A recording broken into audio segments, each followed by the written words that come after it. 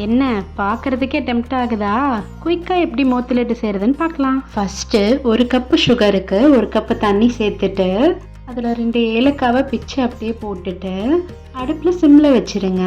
பாகு ரெடி ஆகிறதுக்குள்ளே நம்ம பூந்திக்கான மாவு ரெடி பண்ணிடலாம். அதுக்கு நான் 2 கப்பு கடலை மாவு, கொஞ்சமாக உப்பு, அதுக்கு 1.5 கப் அளவுக்கு தான் தண்ணி எடுத்திருக்கேன். அது கட்டி இல்லாமல் நல்லா கரைச்சி எடுத்துக்கோங்க. இந்த பக்கம் பாகும் ரெடி ஆகிடுச்சு. பாகோட பார்த்தோம் பிசு பிசுப்பு இருந்தால் போதும்.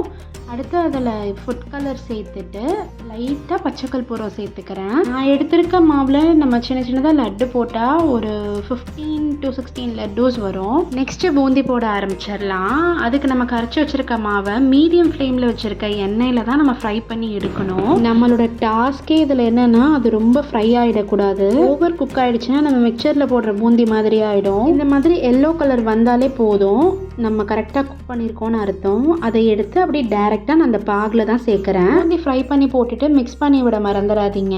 ஒரு 1 hour ஊறட்டும், அதுக்கப்புறம் நம்ம லட்டு பிடிக்கலாம். ஆக்க பொறுத்தவனுக்கு ஆற பொறுக்காத கதை தான். நான் எப்பயுமே எங்கள் அம்மா லட்டு செஞ்சாங்கன்னா அதில் ஊற பூந்தி எடுத்துகிட்டு வந்து சாப்பிட்டுட்டு இருப்பேன். அந்த மாதிரி தான் இன்றைக்கே சாப்பிட்டேன்.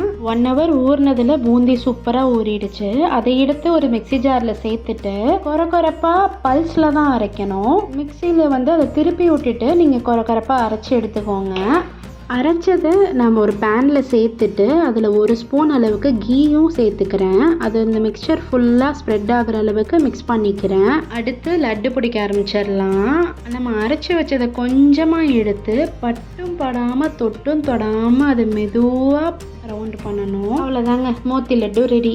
இந்த மாதிரி ரெசிபீஸ்க்கு என்னோட சேனலை ஃபாலோ பண்ண மறக்காதீங்க.